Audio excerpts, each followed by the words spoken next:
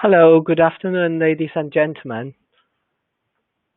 Welcome to our first webinar of the planned three-part webinar series in Tribology. My name is Liu Kuan Yang from the University of Leeds. Our webinar series are organized by IMechE Tribology Group and will be of particular benefit to early-stage career engineers across diverse industries whose background may not be necessarily in tribology. So the tribology is the study of friction, wear, and lubrication, has played an important role in industry and will expect to be an important player for the net zero targets set by many governments. Each of our webinars will have an academic speaker and a speaker from industry. Today's first session is about friction. Please use the platform to send any questions you want our speakers to address, and I will try to ask them on behalf of you in the final panel discussion. It is my great pleasure to introduce our first speaker, Dr. Abdullah Azam from the University of Leeds. Dr. Azam is currently a research fellow working on friction program grant from EPSRC. So I will hand over to Abdullah. Thanks. So Abdullah, over to you.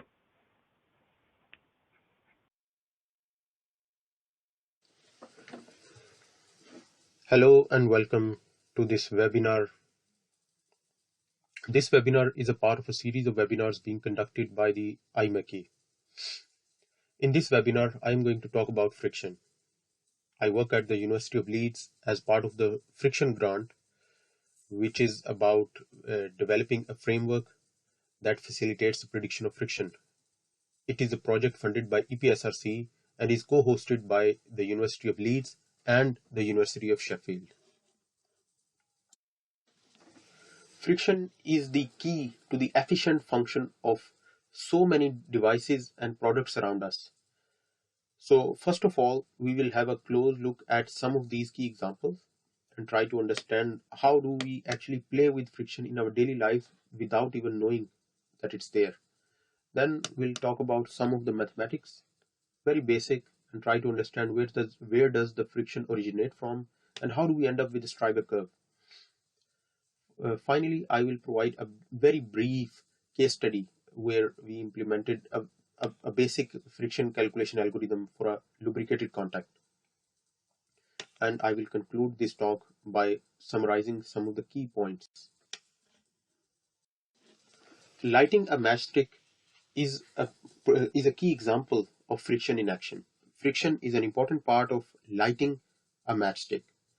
When the head of the matchstick is rubbed against the rough strip on the side of the matchbox, it lights up. You might have noticed when the rough strip becomes smooth, it becomes difficult to ignite a fire and light up the matchstick. This is because the friction energy generated is not enough to sustain or to initiate the chain of chemical reactions that are necessary to initiate a fire. In the same way, skiing is only fun when a skier knows how to manipulate friction. Most of the skiers they use hydrocarbon waxes to actually reduce the friction between their ski boards and the snow. If a skier does not use a mechanism to reduce this friction, they might end up not being able to ski properly because the higher friction will result in less maneuverability.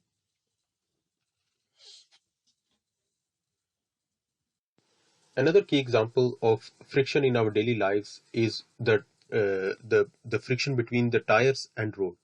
The tires experience rolling resistance that is controlled by the viscoelastic deformation and adhesion. An important thing to note is that a typical passenger car utilizes 5% of its total fuel energy to overcome the friction at the road tire interface. So even if this percentage is reduced by a small percentage, this might result in billions of tons of CO2 emission reduced. Now, even among tires, there are different designs. Now, these slick tires are normally preferred on dry tracks, dry roads, as these tires provide a maximum contact area, which is essential for maintaining greater grip and traction on the roads. But these tires would fail if the road is wet. So in those conditions, the tires will have a treaded geometry on their surface to enable the flushing of the water from the road tire interface towards to outside. Now the another important example is the winter tires. So this is a comparison of the track time for these three different tires on an icy track, and the normal winter tires were found to give a track time of 1 minute and 22 seconds, whereas the Nordic winter tires, which have got a superior quality rubber and some added compounds, reduces this track time by 11 seconds, and this is mainly due to the improved traction and handling. And if these tires are added with metallic studs, they reduce the time even further and provide greater stability and traction.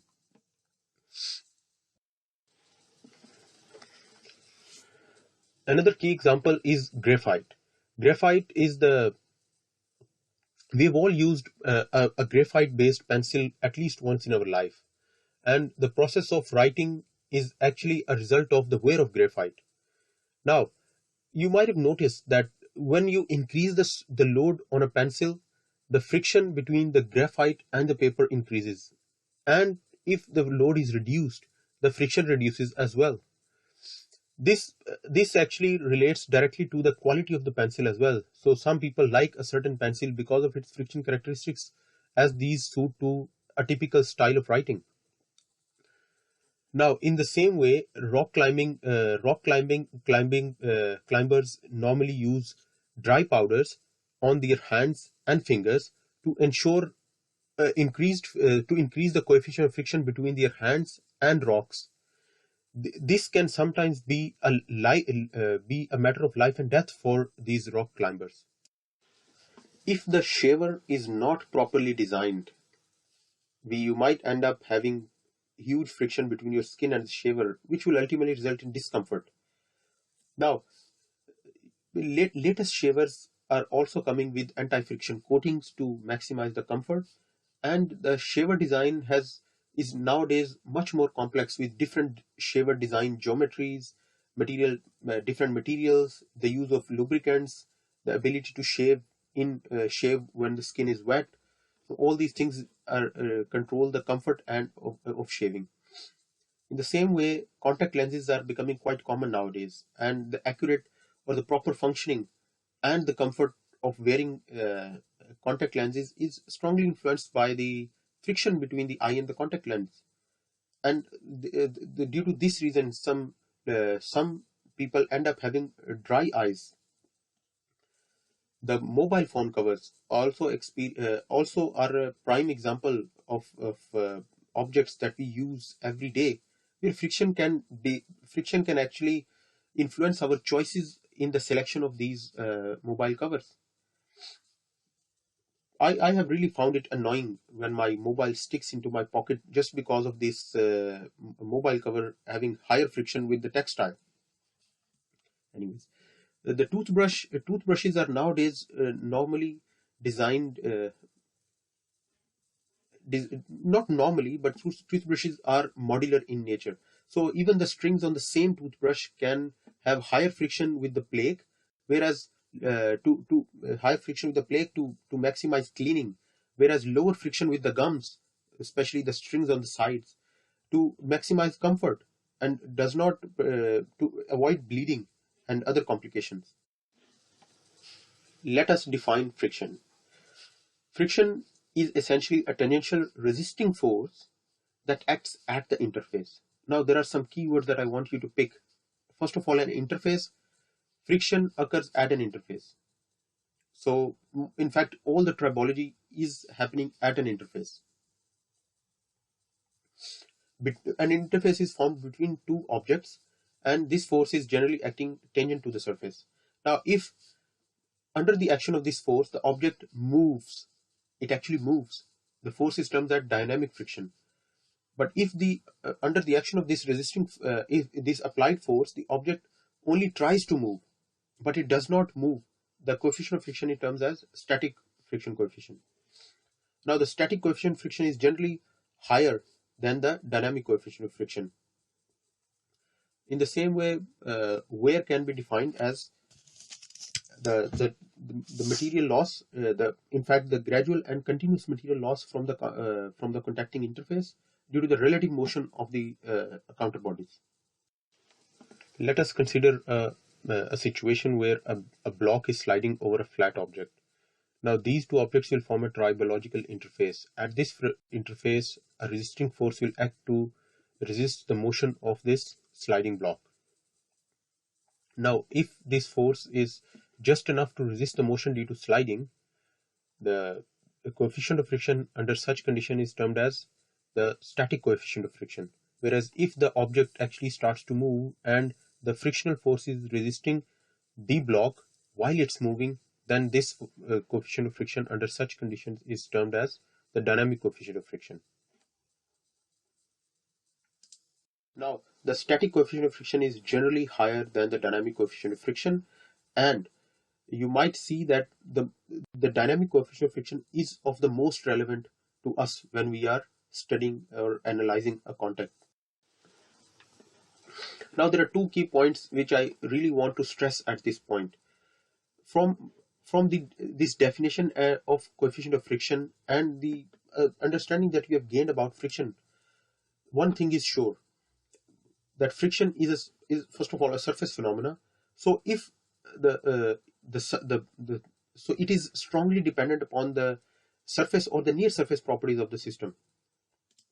And secondly, coefficient of friction is a system constant. So it might be constant for a system, but it is not a material property like viscosity or conductivity. So use coefficient of friction carefully. Although the observation of these laws dates back to the time of Leonardo da Vinci, these laws were actually written down by Montagne and Coulomb. So there are three laws of friction. The first law states that the friction force is proportional to the normal load. So if you increase the normal load, the friction force will increase proportionally. And in the same way, the second law states that the friction force is independent of the apparent contact area. So the area of contact that appears to be there is actually not the real contact area, and we'll see in the coming slides that the true surfaces are actually rough. So the contact only forms at those peaks of rough of these rough surfaces. And the third law, which is more intuitive, states that the friction force is independent of the sliding velocity. This is probably understandable as we have seen previously, that if we apply a force and an object tries to move, the static coefficient of friction is generally higher than the dynamic coefficient of friction. But once the object starts to move, the friction force or the coefficient of friction stays pretty much constant. But remember that there are exceptions to this as well, especially at very high speeds. Let us have a closer look at the different contact configurations and see how much are the laws of friction valid in each of these cases. In metal-metal contacts, the deformation is generally plastic, and due to this, as the load increases, more asperities come into contact to support the load, and this ensures that the friction force stays proportional to the load. So the first law holds in metal-metal contacts. On the other hand, in metal-ceramic contacts and metal-polymer contacts, the deformation generally stays elastic. In ceramics, this is due to the fact that the elastic modulus is very high, whereas in polymers, the ratio of modulus to hardness ensures that the polymers can that the elastic deformation in polymers also stays elastic. And moreover, polymers also have a very strong time-dependent behavior. So in these cases, the first law does not generally hold, and it has been found that for purely elastic contacts, the friction force generally decreases with the applied load. Now, as far as the temperature is concerned, In metal contacts, the friction force has been found to be generally independent of the temperature, unless the temperatures are very high, that they reach the melting or softening temperatures of metals. On the other hand, because the polymers have a very strong dependence on temperature and their elastic moduli can significantly decrease with the increase in temperature, the the effect of temperature on the validity of on the validity of these laws for friction for polymer based contacts is rarely observed.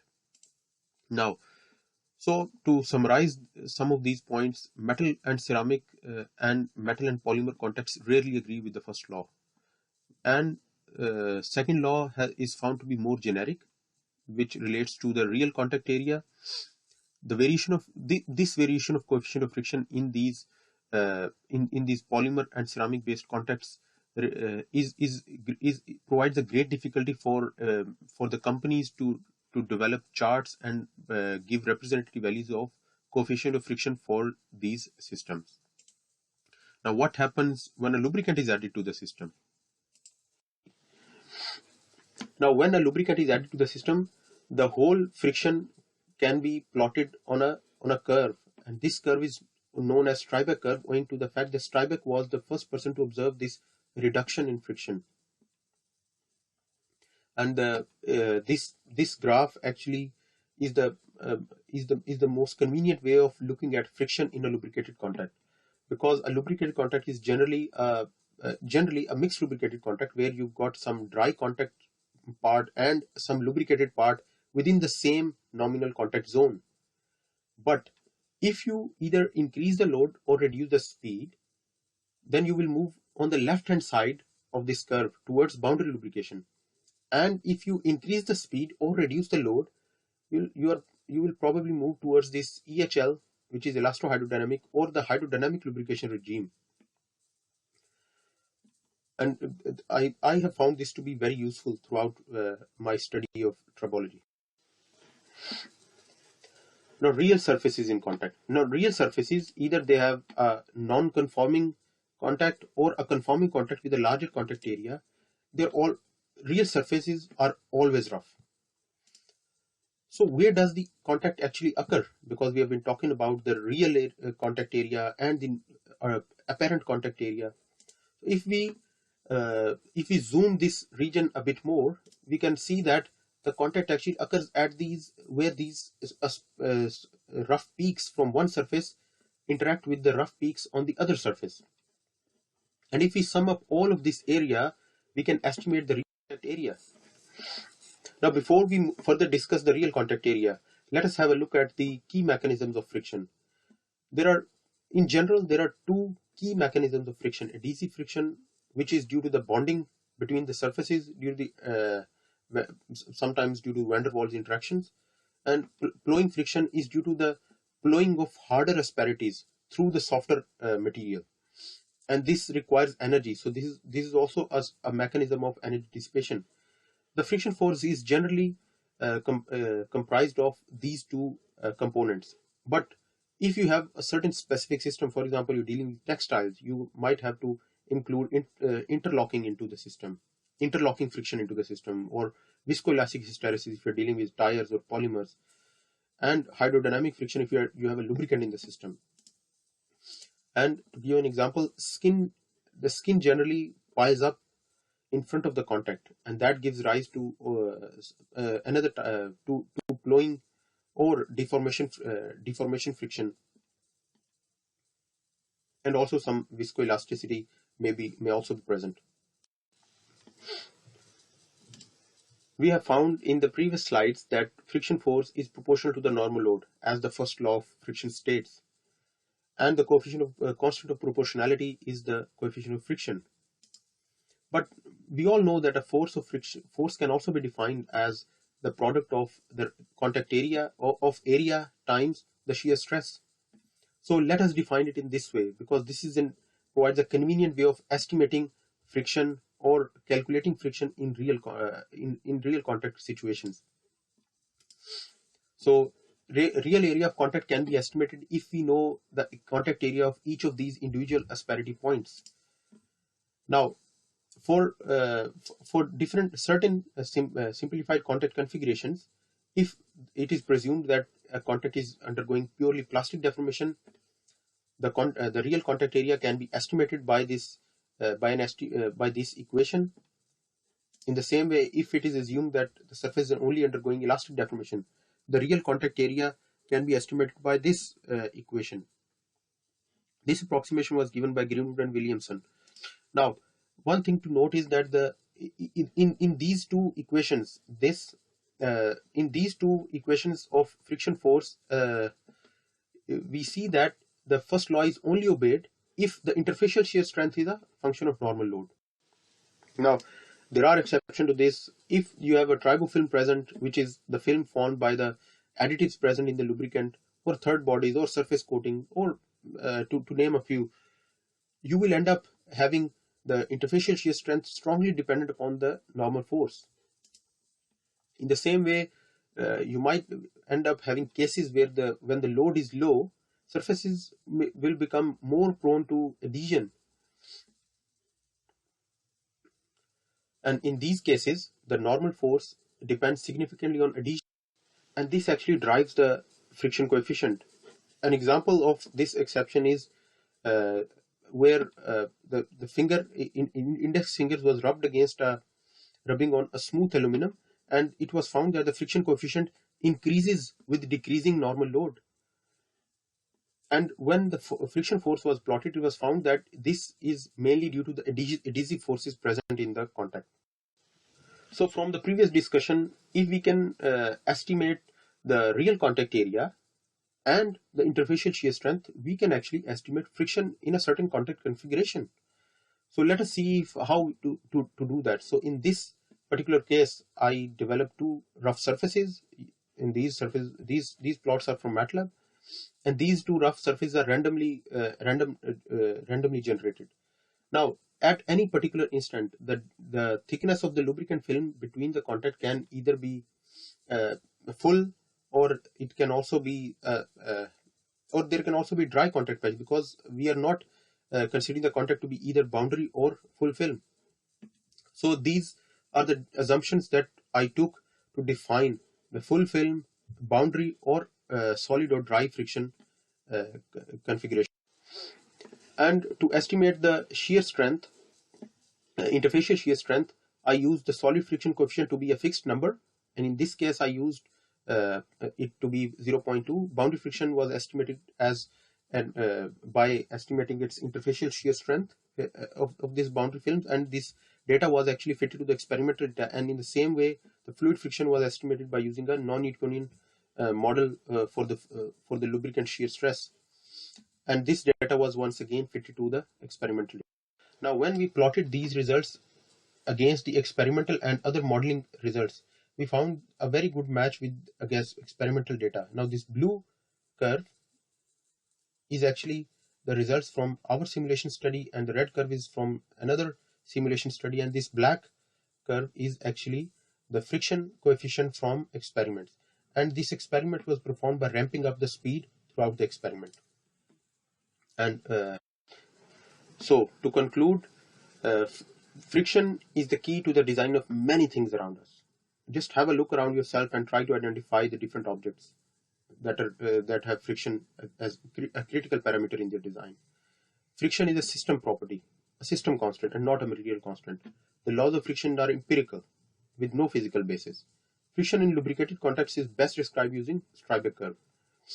Adhesive and plowing friction are the major contributors to the friction observed in most engineering components, although there might be other mechanisms of friction active in other cases as well. The estimation of friction requires the estimation of real contact area, and the interfacial shear strength is then the key parameter that defines. Thank you very much for your kind attention, and I hope you and I share the same enthusiasm as Tom Hanks when he was able to lit up a fire after a long time. I look forward to your questions.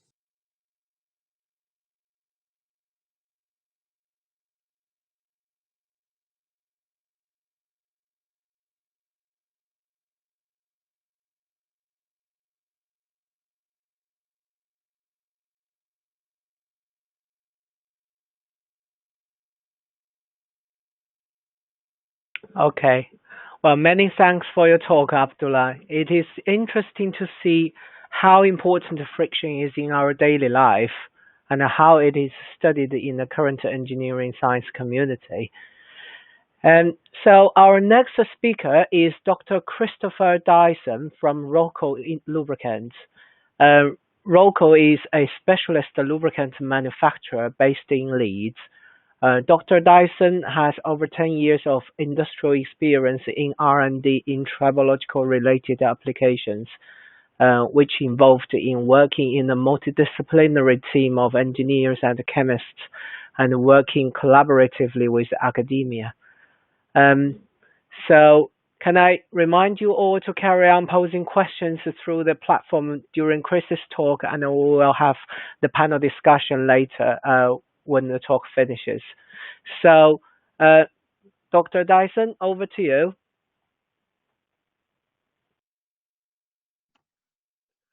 Hi, I'm Chris Dyson and I work for Rocol, a specialist lubricants manufacturer in Leeds in the UK. Over the next few minutes, I'll talk a little bit about friction in industry and how we understand it and handle it. So I'll cover a brief introduction on friction and lubrication regimes, some of the principles of how we tackle friction in industry, and then 4 case studies on different engineering systems and how we understand friction and handle it in all of those. Because we're a lubricants manufacturer, these case studies have a lubricant component to them as well. So hopefully that's interesting too. So friction regimes are ways that we can help describe tribological systems. And one of the ways that we try and do that is using the lambda ratio. So this describes the degree of interaction between surfaces as they move past each other. So looking at the image on the left, the lambda ratio is the ratio of the parameter h, which is the average separation of the surfaces, and sigma, which is the composite surface roughness of the surfaces as they interact. Other parameters are used for this. Strybek's original research used the parameter in the bottom right corner, but for today we'll use lambda ratio. The diagram here that we can see is what we would call a Strybek diagram, where it's got lambda, the film thickness parameter, on the horizontal, and the coefficient of friction on the vertical. When the lambda is high, the surfaces are separated, and the fluid film between the surfaces defines the friction and the lubrication performance. We term this hydrodynamic lubrication, and the friction coefficient can be relatively low. On the other end of the scale, at low lambda, the direct interaction between the 2 component surfaces is what defines the friction. The lubricant has an influence, but there is no fluid film. The friction coefficient in this regime is relatively high, and we call it boundary lubrication, boundary friction.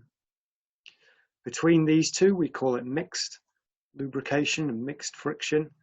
And as lambda increases through the mixed lubrication regime, the influence of the components directly contacting each other decreases, and the influence of the fluid film increases. And as lambda increases through the mixed lubrication regime, mixed friction regime, the coefficient of friction will tend to reduce. In some systems, particularly non-conformal contacts like rolling element bearings and some gear contacts, the pressures can be sufficiently high that a fluid film can be present even when you would expect there to be more interaction between the component surfaces. This is due to the really high pressures in and around the contact area, and we term this elastohydrodynamic lubrication, EHL for short. And in EHL, the friction coefficient can be relatively low. So those help us to understand some of the frictional mechanisms in a particular system. In terms of some thoughts on how we handle and understand friction in industry then. Typically, direct measurement of friction is rare in industrial systems, and sometimes it's not really what we're most interested in. Often it's the effects of lubrication that are of more relevance to the system. Things like fuel economy, energy consumption, mechanical efficiency, torque output, things like that are influenced by friction, but those parameters are often more important to us. So it's these indirect measurements that are influenced by friction but aren't directly friction themselves are common, but they're quite limited in understanding friction on its own. A couple of reasons why. Firstly, that in industrial machinery, often you're dealing with multiple different friction conditions and multiple different contacts within the same measurement, for instance, fuel economy or drive power. Also, a lot of these measurements like power draw, fuel economy, and so on are also include an influence by other variables like aerodynamic drag, the process loads of the machinery, and things like that. So trying to separate out the friction influence on its own can be quite difficult. So the key when there are only indirect measurements of friction and indications of it available is to go back to the first principles, analyze the system, understand what the fundamental mechanisms of friction are within the system and how those relate and how those manifest in the indirect measurements that we have for the particular system. The thing is with this is to validate it as well, to do the analytical models, the computer models, do the root cause analysis and the surface analysis on components from the field, and validate that the friction mechanisms you're expecting are the ones that are seen, and to keep that link strong between the fundamental mechanisms and how they manifest in the measurements that are taken of the system. So hopefully, as we go through some case studies, we will apply and understand the friction through those different friction regimes, but also look at how those are manifested and influenced in the different measurements that can be taken in a particular system. So to start with industrial gearboxes, two particularly common configurations of gears in industrial gearboxes are spur and helical gears on the left and worm gears on the right. And in an enclosed gearbox, a typical spur and helical gear might operate 30 degrees C above ambient, and worm gears, because of the greater degree of sliding at the gear interfaces, can often be 50 degrees C above the ambient temperature, so would require slightly different lubricants and slightly different considerations with that. Within a gearbox, the friction is often indicated by things like the mechanical efficiency, power draw on the motor if it's a gear motor unit, the torque output, and things like that. And these, to some extent, can be related back to the fundamental friction and lubrication mechanisms and regimes. So to consider the question, can you see a difference between using a synthetic gear oil and a mineral oil in a gearbox? Can you see a difference? Which one is more efficient? We can start to see some of the links and influences in here as well. So there's been a few studies that have claimed and shown that under certain circumstances, using a synthetic polyalpha olefin gear oil can increase the mechanical efficiency of a gearbox over an equivalent mineral oil gear oil. The example here is from the reference below, using a worm gearbox and an ISO VG 460 oil, which is typical for a worm gearbox, high viscosity for the higher temperature.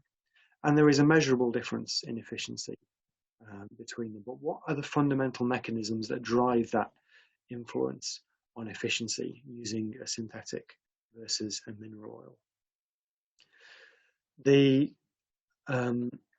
graph on the top left shows the kinematic viscosity at 40 and 100 for a mineral oil and a polyalpha olefin, a synthetic ISO VG 460 gear oil. And it's often said that the reason for synthetic gear oils being more efficient is that they have a higher viscosity index. So if you've got a similar viscosity at 40 degrees C, an oil with a higher viscosity index would have a higher viscosity at 100 degrees C. So the viscosity would reduce less as the temperature increases. This is particularly relevant in the mixed lubrication, mixed friction regime, as we see in the Strybeck diagram on the top right, because in this regime, as you increase the viscosity, typically the lambda ratio would increase as well. And in the mixed lubrication regime, this would tend to lower the coefficient of the friction as the surfaces become more separated, and it increases the influence of the fluid film on the frictional properties. Lower coefficient of friction means lower frictional energy dissipation, so that will tend to lower the operating temperature of the gearbox as well. So often an improvement in mechanical efficiency is associated with a lowering in the operating temperature as well.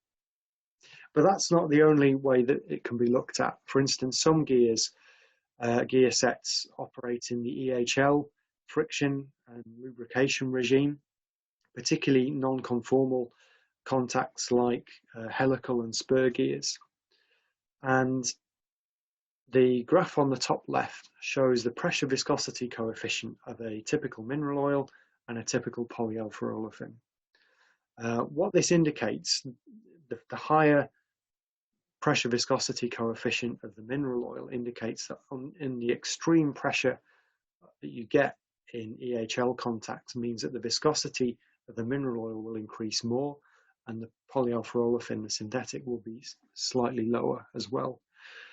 So lower viscosity, lower resistance to shear, that will manifest as a reduced coefficient of friction, which potentially can have an impact on the mechanical efficiency of the system as well.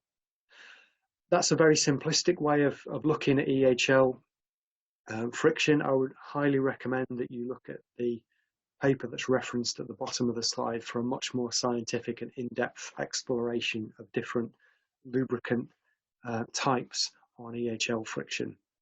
So look that up. But hopefully that's given us an indication that we can make some connections between some fundamental lubricant parameters, fundamental friction mechanisms, and some of the system properties that we can find in industrial gearboxes. The second case study is looking at actuator bearings on aircraft, particularly on wing systems that operate the wing flaps and so on. At cruising altitude, the ambient temperature can be -60, sometimes -65 degrees C, and the actuators have to operate in that temperature too. At those temperatures, the grease viscosity is very high, and the viscous drag on the bearings and the screw jacks is quite high. So what that manifests as is an increased resistance torque to the actuator motion. So it's essential at the design stage to make sure that the lubricant and the actuator has a low friction torque under those low temperature conditions. There's a standard test for low temperature torque of lubricating greases, the ASTM 1478 test, and that measures the starting and running torque of a 6204 bearing at 1 RPM at a low soaking temperature with the test grease in it. So the graph shows the outputs from this test for two actuator greases at -73, which is a typical specification test.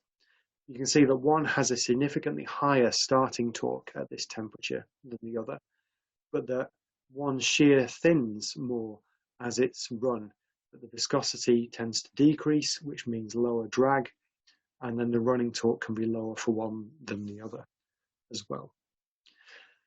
We've also got data on here for wheel bearing grease, which doesn't have quite the same low temperature requirements. It's only tested at -54. But because wheel bearings are more exposed to the elements, you have to blend in 10% water into the grease before doing the test as well, and then measure the starting and the running torque. So this gives an indication of the frictional torque within these bearings and relates to some extent to the real systems. But the challenge is the fact that the influences of the rolling element friction and the friction drag due to the grease will be different in this particular bearing as to what it would be in the actual actuator. So the challenge is to see this as a comparative test and an indication, but then the emphasis is on doing the full-scale component tests under these conditions as well to make sure that the frictional resistance to the actuator is not going to be larger than is necessary under those conditions. A third case study is looking at oven chains, things like bakeries and kilns and dryers and things like that. Typical through ovens often operate on these sort of multi-directional roller bearing chains, as in the top left, or a plain roller chain, as in the bottom left. And an industrial through oven can be sometimes 50 meters long, which means 100 plus meters of chain on either side of the oven. The friction in these chain systems is generated at the pin bush and the roller interfaces, and it's important to control the friction in these interfaces with good lubrication.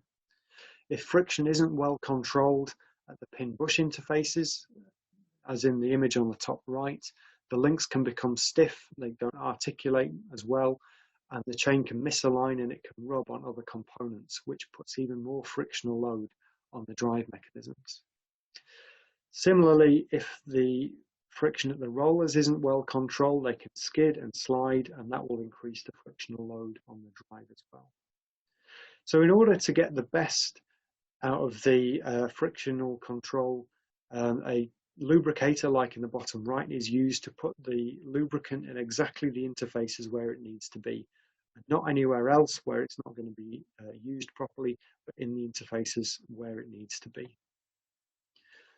Within a chain system like this, the friction is usually indicated by the torque or the power draw or the energy consumption at the drive motor.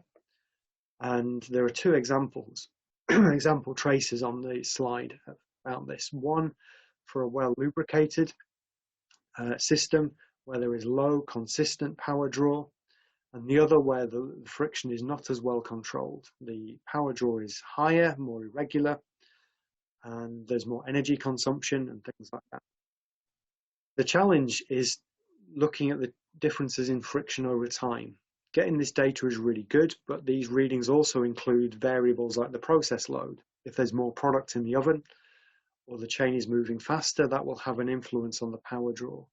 So the emphasis is on getting good quality data and being able to compensate and adjust for all the other influences on this parameter so that the variance in the friction can be isolated and well understood and monitored over time, independent as far as possible from the other influences on the system. So again, looking at the fundamental friction mechanisms, but being able to relate them to the measurements that can be taken on the proper industrial system as well. As a last case study, looking at threaded fasteners, friction is really important in these as well. Threaded fasteners are used to generate a clamping load by a tension being generated in the fastener. And for the vast majority of threaded fasteners in engineering, the tension is generated by a torsion being applied to the bolt or to the nut, and that generates the tension.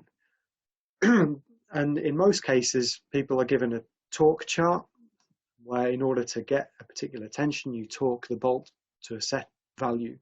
The question is, how much torque do you need to put in to get an accurate and repeatable tension in the bolt when it's been assembled, if the only parameter that you're controlling is the torque?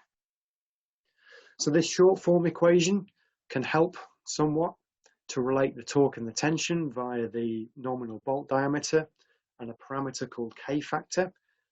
The problem with K factor is it incorporates the influence of the lubricant, the thread type, the material, the surface finish, even things like the wrench that's been used.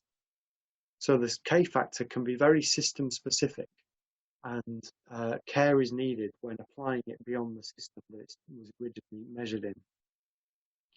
So for more accuracy, this long form equation is often used, or a variant of it.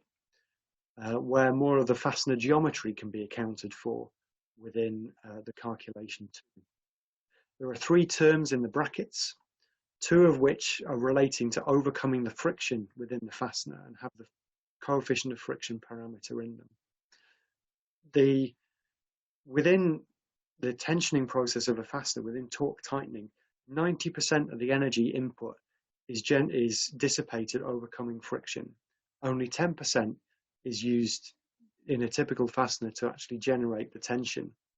What that means is if there is inaccuracy or variation in the friction coefficient and the frictional properties in the system, it will have a disproportionate effect on the variation in the tension that's generated as well. So the question really is, how can we control the coefficient of friction well, and can we make sure that it's not being overgeneralized as a system property? For reference, looking at the Strybeck diagram on the right, we're talking low lambda here. We're looking at boundary friction, boundary lubrication. And the images of the washers on the left show that when unlubricated, the boundary frictional mechanisms can be extremely chaotic and very damaging to the surfaces. But using a good lubricant, like a copper thread compound, the boundary friction can be controlled and those chaotic processes can be reduced. And what that effect that has is looking at this graph here, where we've got 3 different surface finishes on 8.8 carbon steel fasteners. The graph shows the amount of torque that's required to generate 90% of the yield tension in the bolt, and the variation that you get from fastener to fastener doing that. So when the friction is not as well controlled using an unlubricated fastener, the variation in the frictional properties is very large, and therefore the variation in the torque to the same tension is very large as well. So again, if you've got a torque chart and each fastener is torqued to the same value, there will be significant variation in the tension, which in something like a flange joint, it can be really critical in terms of getting an even load around that joint. The advantage of controlling the variation in the friction using a good lubricant, something like a copper thread lubricant, can make a massive impact in terms of, for a start, reducing the magnitude of the torque required to achieve the tension, which means that there's less residual tension in the fastener, which can cause its own issues if it's too large, but also significantly reduces the variation in the coefficient of friction, which significantly reduces the variation in the amount of torque required to achieve a particular tension. Or, as I said, if you're torquing each fastener to a particular value, will reduce the variation in the tension that you get if you're using a single torque value. So the emphasis with this is doing the calculations up front, controlling as many frictional parameters as you can, and doing the calculations so that there is greater confidence and there's going to be greater precision and accuracy when everything is torqued to a particular value, and that is the control parameter, that the groundwork in controlling the friction in the torsion tension relationship has been done well to control the frictional variation in that too. So to summarize, in industry there aren't often very many direct measurements of friction. Thank you very much, Dr. Dyson and Dr. Azam, for that wonderful presentation. The key to my name is Dr. Ladokon. I'm also a tribology practitioner in the medical industry. I am basically just going to give a quick reminder that this is a webinar series. And we've got the next session, October 22nd, dealing with the topic of wear. And then the following week would be continually validating those against the fundamental special case study scientific on tribology in the medical industry. So that so I will at this point leave you over to Dr. Yang to address the So I hope that's been question interesting. Thanks for your attention, and I'll happily take any questions if anyone has any. Thank you.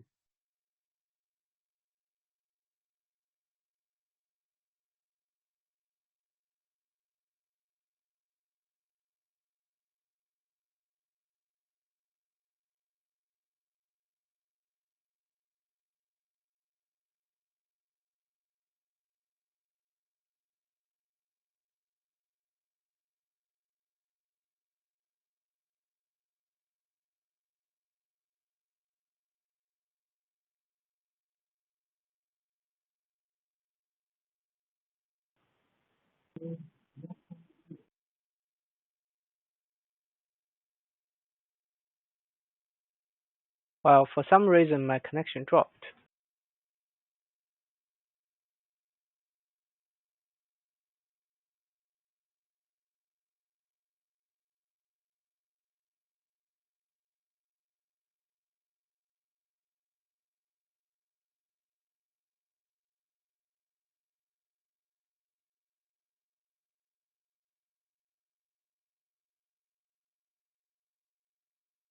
Okay, thanks everybody. So my colleague Abby is going to make some announcement before we go into the Q&A session. So if I can hand over to Abby, please.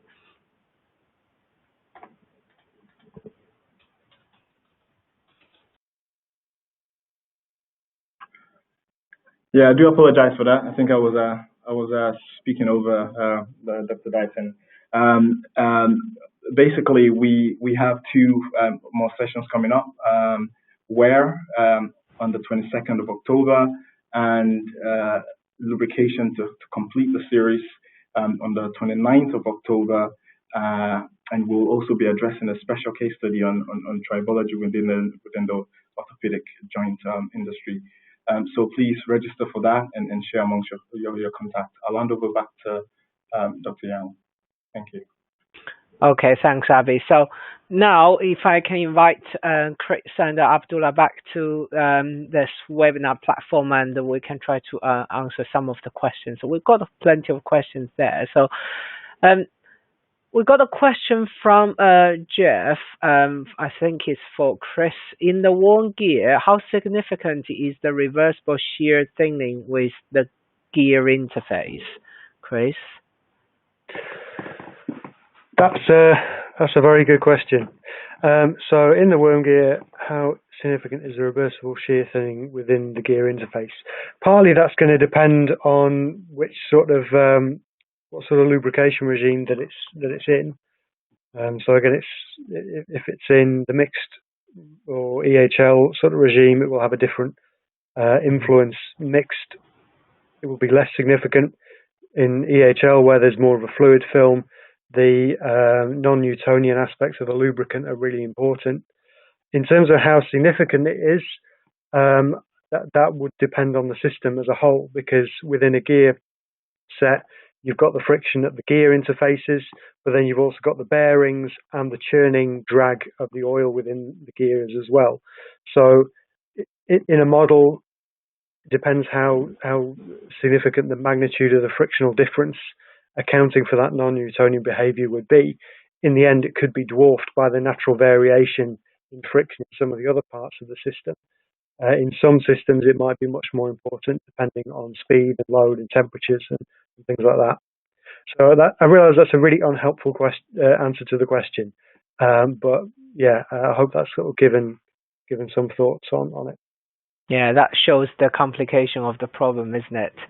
So the next question, I think this question was asked about Charlie from Abdullah's talk about it. Maybe Chris, you can also address that when I ask Abdullah.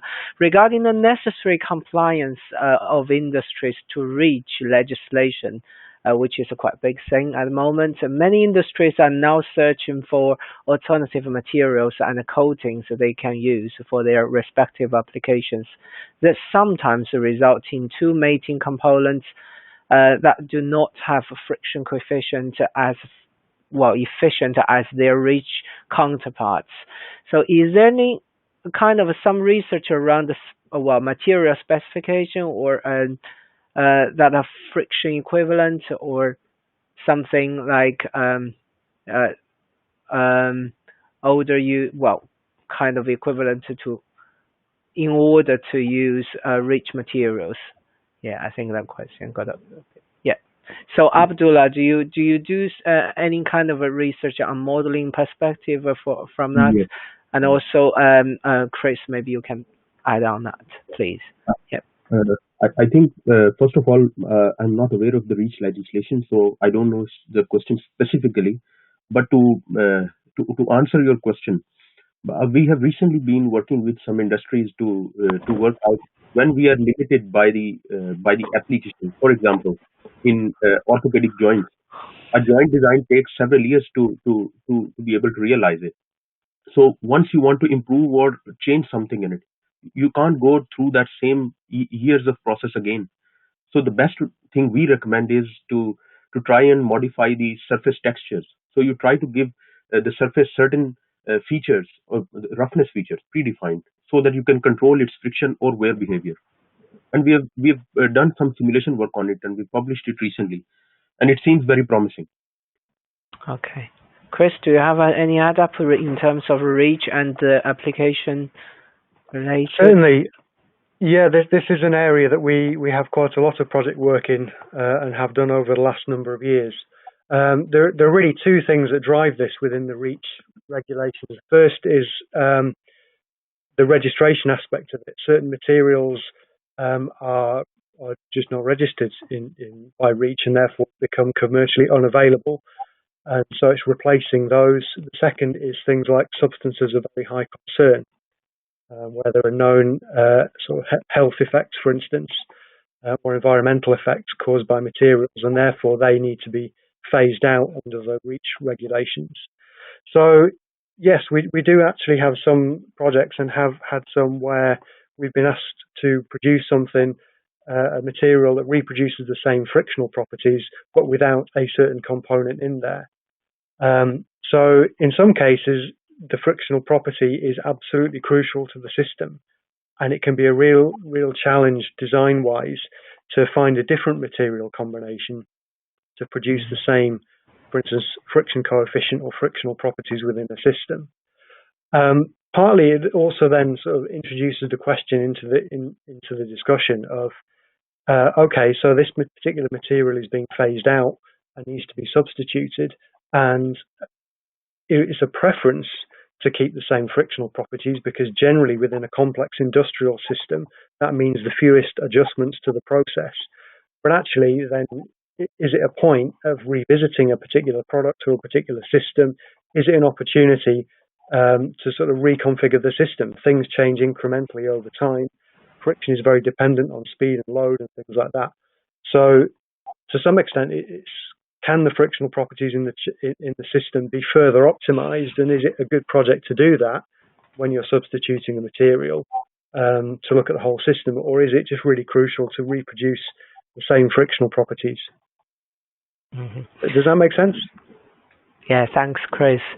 So I think we've still got quite a few more questions, but I think I have to kind of ramp up this session now. So let me try to thank our speakers, Dr. Abdullah Azan and Dr. Christopher Dyson, for spending the time and giving us this interesting talks, both from academia and the industry,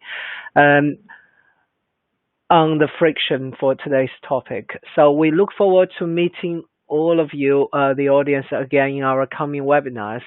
And thank you for your attendance today. Thanks.